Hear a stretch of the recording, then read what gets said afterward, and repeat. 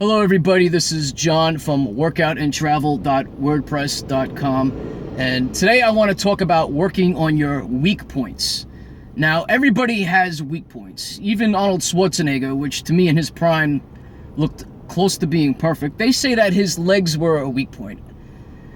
Now, I don't know. I still think he had great calves. You could probably say that his quads and his hamstrings were not as prominent as his other body parts. Of course, he had great biceps, great side chest, great back.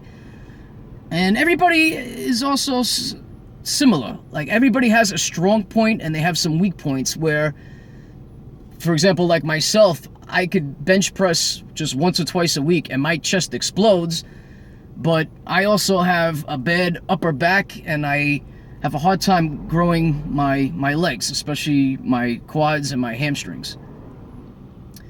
And a lot of it just depends on your genetics. If you look at the physique that your relatives have, I look at my father, I look at my grandfather. We kind of come from a family that has long legs, but we have a short upper body. And it's kind of weird that I'm a good long distance runner, but I'm also a good bench presser, which is not something you always see. Some people have short legs, a long torso, which would be good for squatting, not so much good for deadlifting. Deadlifting, you want to have longer arms, a short upper body. So a lot of it has to do with genetics. So what I've tried to do to fix some of my weak spots is I try to pick a different body part every year, especially during my bulk up, which is usually the fall into the winter and early spring.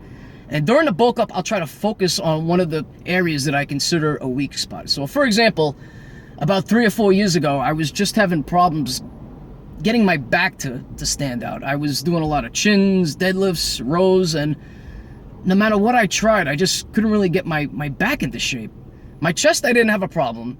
My six-pack, I could get abs every year without a problem easily, just from dieting and doing my regular training. But my upper back was always a weakness, and I knew that if I was ever going to compete in a bodybuilding show, I was going to get blown away, because from the front I looked good, but as soon as I had to turn around, I was going to be in trouble. So I started hitting it harder. I started focusing on it more. I started adding more sets. I tried different exercises, and I definitely got a lot better, but I'm still not satisfied with my upper back development. So I'm going to try some new techniques this year. I might cut down a little bit on the chin-ups, and I might try to add some more upright rows, some bent over rows. I want to try to add some more free weights, because whatever I've been doing has not been working. I did get a little better, but I'm not satisfied. My other weak points were always my calves. I always had really small calves. I don't know if that's from genetics or just from years of running. I ran 3 years of high school track. I ran 1 year of college track. And even since then, I've been running off and on for the last 15 years. I did the Brooklyn Half Marathon about 7-8 years ago.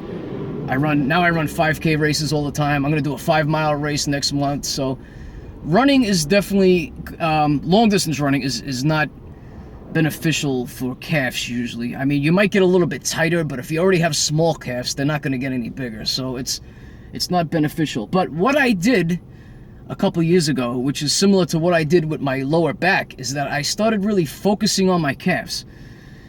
I started doing it at least 2 or 3 times a week. I started hitting it with different exercises. I started going heavier. And believe it or not, I actually have pretty good calves now. People compliment me on my calves all the time, and I'm surprised, because for the first half of my life, I had horrible calves. They were just really skinny, and they looked, you couldn't, when I would wear shorts, it looks like I didn't even really work out. I didn't look like a bodybuilder at all. But I was able to improve my calves. So maybe genetically I did have good calves, and I just wasn't working it out completely, or I wasn't using the correct exercises. So now that I've been giving them the attention that they needed for the last couple years, I finally could say that I do have a nice pair of calves. So weak point training does work.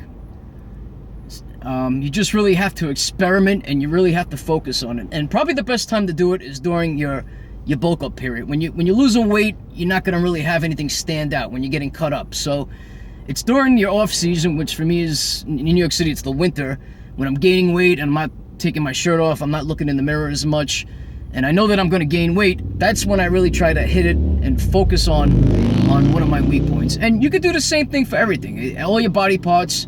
You could do it for your cardio. Try to experiment and see what you're missing. I feel like this year I really missed out on the speed work.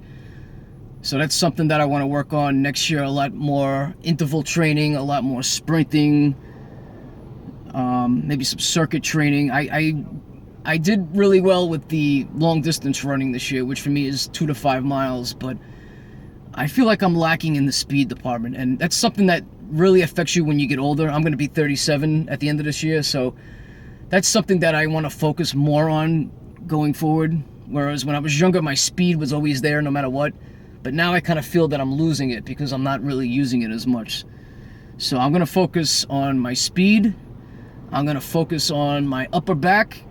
And what everybody should be doing, which I'm also going to do, is I'm going to try to focus on my diet and continue to discover what foods work well for me, where I get really cut and I don't gain too much weight, and see what works really good for me. The food where I just get ripped, which for me so far has been tuna fish, chicken, steak, just the basics, and discovering what foods you have to avoid, which for me is peanuts, cereal. I don't know why I gain a ton of weight off. I eat a bowl of cereal and I'll gain 2 pounds. So I have to stay away from wheat products, which is basically what you should stay away from anyway.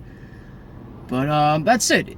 Every year that's my focus. Of course I'm gonna keep up working out the body parts that are already good, my shoulders, my chest, my abs, but I'm just gonna focus a little bit more attention on my weak points and also on my cardio and my diet. Thank you.